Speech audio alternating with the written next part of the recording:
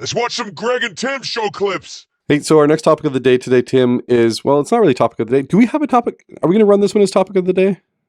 There's a couple of good topics of the day. Okay, let's roll the topic of the day. Ready? Okay, hooray. It's time for the topic of the day. Hooray. It's time for the topic of the day. Nothing at all like the sound. Nothing at all But like in the sound. my Mandela effect, that's But what it is. that's what it sounded like. I think it was hip hip hooray. It's time for the Hip, topic hooray. of the day. Thermostat versus thermometer. So essentially, what they're basically saying is there's two different types of ways of being in a group or being in a crowd or living your life, essentially. Yeah. So you can live your life as a thermostat, which moves up and down based on the temperature around them. It's reactional. Reactionary, reading, like being basically what the room is giving you. Or you can live yourself as a thermostat, which sets the temperature, Right. which sets the mood, sets the environment, sets what you're going into, and creates the environment that you're in. As I said at the beginning of the show, I really honestly think that people that watch our show and that know us personally would call us... So, call us? Yeah, what would they call us? Us as in a duo? No, us as in individuals. Individually. Well, we can get into that. But just backtracking Okay. a little bit. Well, so, let's backtrack. so this was a message given, Let's or front part of load a it. message. Yeah. Yeah, we're going to front this. To the Christmas Eve service, which was done by Pastor Zach at Springs, where we attend. Yeah. Again, where he talked about this topic, which is something that Leon also spoke about: thermostat versus thermometer. Now, going as far as who we are, and these are all moving parts, but I would say In general. yeah, in general. And this for me ties into the personality of the extrovert, introvert, ambivert. I disagree, but okay. To me, that's how it is. Yep. So my answer for what I think I am or what you think I am is going to be different based on that. Okay. I'm not going to say what you are because maybe I'll let you do that. Sure. Okay. So I think I think I'm an ambivert. Yeah. And if you go back to what that means, that means some of the time You I'm have an four extrovert. legs. Yeah. Oh. Yeah. I had another joke in my head, and They can watch that. They can watch that episode. It's linked above your head if they want to learn more about introverts and ambiverts and so extroverts. sometimes I can be an extrovert. Yeah. Sometimes I can be an ambivert. And it's situational. It changes based on how I'm feeling at the time, my decisions in the time period. But I can be both, and I am often both. Yep. So I can be a thermometer, and I can be a thermostat. Okay. And I am not one all the time, and I'm not the other all the time. Yeah. That's my answer and what I think I am for me. Personality-wise. Yeah. If you were to say you are one more than the other, which one would you choose? Equal. I don't think there's a difference. Again, an ambivert. And you said this to me the first time we talked about the personalities. So there was only extroverts and there was only introverts. And I said, and this is the psychologists will say this: you can be an ambivert. You can be equal both. So the person listening right now, just to let you know, if you're recruiting for a politician of some sort, Tim can be reached at. Go ahead. It's a politician answer. We can disagree with that as much as we want, and you can have your opinion. 100% that you're how about this? You're not how about this? equal to both. How about this? Before you disagree with what I am. Yep. You tell me your opinions of yourself. I am 80% a thermostat. Okay. And it's a choice in life. Yep. You have the choice to either set your mood, or you have the choice to let others set your mood. Yeah. And 80% of the time, if not more, I set my own mood. Right. And I think that's where you're confusing things with thermostat and thermometer.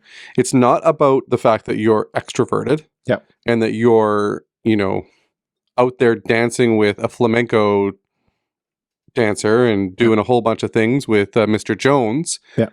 But Mr. Jones. yeah, he dances while he sings while the flamenco dancer dances or whatever. Remember, Mr. Jones? Mr. Jones and me. Not ringing a bell.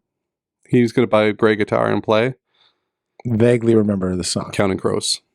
No, I wasn't a big Counting Crows fan. No, I loved Counting Crows. They were good. Anyway, I think that's the part that you're confusing with thermostat and thermometer. And I think maybe because you didn't listen to the message that I listened to. Yep. And it was because you were busy during that moment. I've heard the thermostat versus thermometer message before. A thermostat is somebody who sets their own mood. Yeah. Not necessarily the mood of the room, but chooses their mood. Right. Whereas a thermometer is somebody who lets others dictate their mood and lets others dictate their environment. Right. And as a thermostat, when you walk into a room, you choose whether or not it's going to be a good day, a bad day, or you're just going to let others determine your day. Yeah. I can see they being slightly different. I still think to me there's a correlation. 100% there's a correlation between extrovert and introvert in terms of making other people's days. If you're but if you're being an extrovert, you are showing exuberance, you're showing positivity, unless you're going on a bender and doing things negatively that way. Typically, it is you're the life of the party. This is something that you would be a thermostat. If you're the life of the party and being an extrovert, you're also you're setting that temperature for that room. I have said, though, that I'm an introvert. Yeah. And introvert in general, because I lose my energy by social interactions. Yeah. It doesn't mean that I'm not going to create the environment that I want to live in and set that temperature of the environment that I want to live in. Because there's nothing worse than, anticipating something like a New Year's party, for instance. Yeah. Anticipating a New Year's party and saying, oh, this is going to stink. Yeah. I don't want to be up till midnight. I don't want to do this. I don't like the countdown. I don't like the socializing. Yeah. I don't want to eat. All this stuff, right? Yeah. Or you can go to the New Year's party and say, oh man, like it's a new year. Yeah. This is the last time I'm going to see these people this year. Who knows how many years I have on this world. Right. Let me enjoy it. I don't have to eat. I don't have to drink. I can just be myself and socialize and then get my rest when I get home.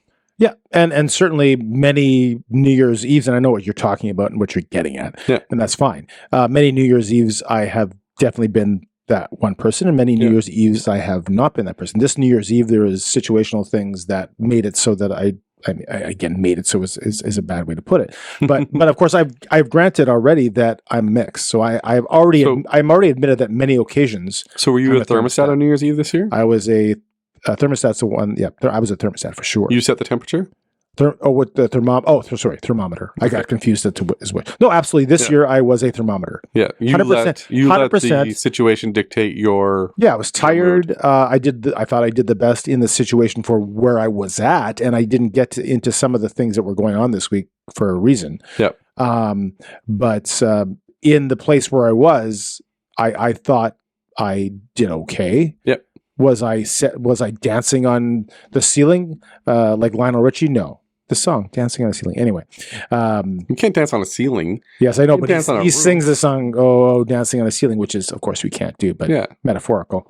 Anyway, so was I doing that? No. Okay. How about I give you a final answer? I think I'm 40%. Let's say 45% with thermostat, which is the one that thermostat is just basically how you take on the room. I'm getting confused. Thermostat is the one that sets a temperature. Okay, so think about it like a thermostat. I'm 45% thermostat. So you're 55% thermometer.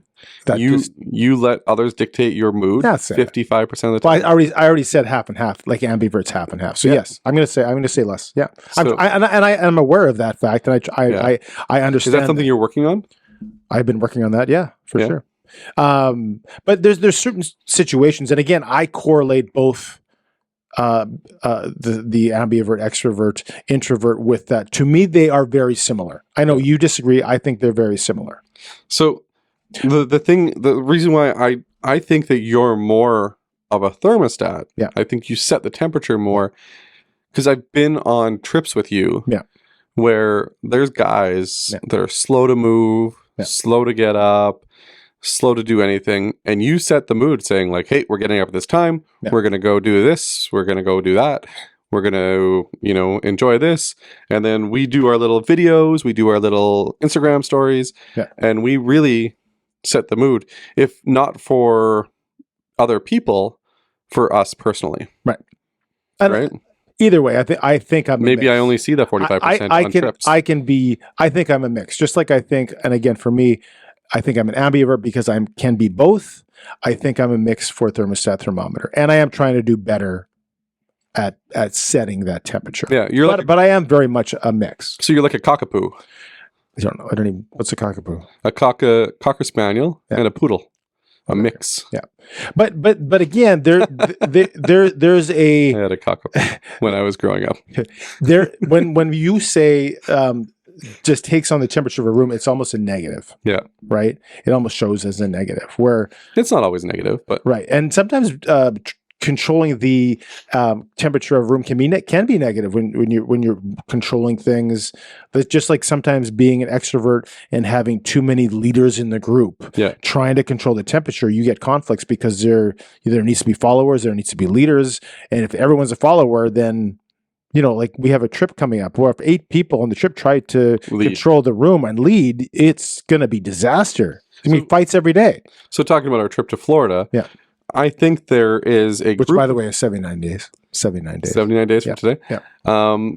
There's a good group of 8 of us where there's probably 3 people that are more thermostat wise in terms of personality, like in terms of like 3 to 4. It could be split half and half. In terms of like, pushing agendas. Yeah. There's probably 2 people that'll be like you that will be more 50-50. Yeah. And then there's probably 3 people that will be strong, headstrong leaders that will dictate certain parts of the day. I've already set my mind ahead of time to lay back. Yeah, to thermometer it. Yeah, because, well, first of all, I typically when I look into a situation, does there someone need to lead here? Yeah. Is there a void in this situation that needs to be taking place? And I'll make a decision to say, yes, I'm going to do that because I think that there's nobody there to do it. So I'm going to step in that place. And other times I'll think there's 2 strong leaders here. I'm just going to let them make the decisions and be chill about it. We did that for our baseball team 2 years ago. Right. We were more chill because we wanted to not lead. Me and you both. Yeah. Kind of took a step back. Do you find that our trips recently, you did trips previous to knowing me and post to knowing me. Yeah. Do you find that you can relinquish more of the leader role when you're on trips with me? With you? Yeah. So when I'm with you, I feel like we are and that's the other issue if you're not on the same page, right? Yeah. So when I'm with you, I feel that we kind of think in sync, especially like when we went to Minneapolis, we're thinking the same things. There's not much that I'm going to say is like, hey, do you want to go to Jimmy John's? You're not going to say, oh, no, I don't want to go, like stuff like that. Yep. And our wives are kind of like, sure, whatever you want to do. So it's left up to us. So I don't find I have to relinquish anything to you. Yeah. What I do, and I do this on a lot of trips, is I will say, these are the things we could do. And like I've gone on trips with other couples too in the past, and what I'll say is, okay, these are the things you can do. Yeah. And you're not to say you have to do these things. Yeah. But these are the options. Are you in? These are the costs, and give everyone the details and so that people think they have, or they do have an option in the thing. Because a lot of the times during trips, I have all the information. Yeah. They don't. Same thing for you. You have the information. And if it's a trip for you, that you are more aware, like this trip in spring training, you do a crap load of research. Yeah. And I trust that you know what you're talking about because you do. Yep. Right. Whereas for me, if it's a church or something, I know like a ton of stuff of like these, so I think what happens is that we relinquish to each other certain roles of the leadership. Yeah. So like for instance, figuring out what to do on the off days, I've relinquished that to you, right? Because I want you to figure that out. And we'll talk more about about the vehicles and what we're doing with the vehicles and like how we're getting the people to and from. Yeah. And what we'll do with all of that information, Yeah. we don't have as many people involved in that, which is probably a good thing. Yeah. Because if we involved all 8 people, we would get 8 different opinions on 8 different ways of doing things, Yeah. which would make it harder. Yeah. Right. And I think that the people that we're going with have relinquished some of the leadership to us. Yeah. In order to have this as a smooth trip and something that most of them haven't been on. Yeah. Like for a spring training trip. And most of them haven't been on a trip with us. Right. Like out of everybody that's gone on a trip with us, Dave's been on a trip with us. Yep. Yvonne hasn't. Bernard hasn't. He knows you, but he hasn't been on a trip with us together. Steve's been on a trip with you, but not with me. Ben's been on a trip with me, but not with you. Right. And who else do we have going? Did I say Yvonne? Yep. Andrew. Did I say Andrew? No. Andrew hasn't been on a trip with either of us. Right. So, and then there's me and you who have been on a trip together. So out of all those people, Dave's really the only one that knows what he's getting himself into. and vice versa. We're the only ones that know what they're getting into with Dave. Let's be honest. Vice versa. Let's be honest. Let's face it. Let's face it. Hey, thanks for watching the Greg and Tim Show clips. If you want to watch another one, click on the one in front of Tim or the one in front of me and hit the subscribe button. The button in the middle there. You can subscribe. Me, Tim, subscribe. Thanks.